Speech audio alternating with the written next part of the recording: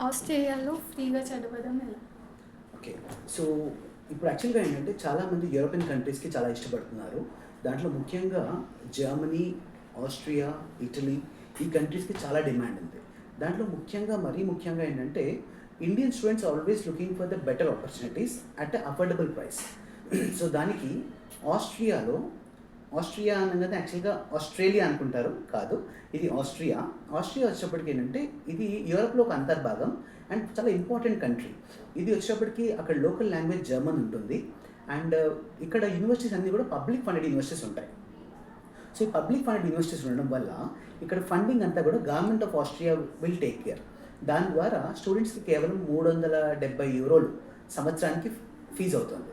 అంటే €370 అంటే మన ఇండియన్ కరెన్సీలో దాదాపు ఒక రూ. 35,000 is the tuition fee whatever student needs to pay there.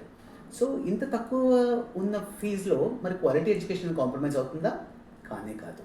ఎందుకంటే ఆస్ట్రియా వచ్చేప్పటికి ఇవన్నీ public funded universities. For example TU Wien, FH Technikum Wien, university of Kärnten, ఇంకా ఇలా యూనివర్సిటీస్ చాలా ఉన్నాయి. క్లాగన్‌ఫర్ట్ ఇలా చాలా యూనివర్సిటీస్ అన్నీ కూడా ఇవన్నీ పబ్లిక్ ఫండెడ్ యూనివర్సిటీస్. ఇవి పబ్లిక్ ఫండ్ యూనివర్సిటీస్ అవ్వడం వల్ల ప్రతి యూనివర్సిటీ కూడా ఇన్‌ఫ్రాస్ట్రక్చర్ చాలా బావుంటుంది. అంటే విచ్ ఈస్ యాక్చువల్లీ స్టూడెంట్స్ చదువుకునేటప్పుడు వాళ్ళకి ల్యాబొరేటరీస్ కానివ్వండి, అక్కడ ప్రాక్టికల్ ఎక్స్‌పోజర్ కూడా చాలా బావుంటుంది. అండ్ ఇవన్నీ కూడా ఆస్ట్రియాలో ఉన్నటువంటి స్టేట్ ఫండెడ్ యూనివర్సిటీస్. కాబట్టి every state university has very good job scope. అంటే వీళ్ళు ఇక్కడ చదివిన తర్వాత ఆయా దేశాల నుంచి వాళ్ళకి యాక్చువల్‌గా క్యాంపస్ ప్లేస్‌మెంట్స్ ద్వారా మంచి మంచి జాబ్స్ ఉంటాయి. అండ్ మోస్ట్ ఇంపార్టెంట్ ఏంటంటే ఆస్ట్రియాలో ఇంతకుముందు చెప్పినట్లు లాంగ్వేజ్ కూడా జర్మన్ లాంగ్వేజ్.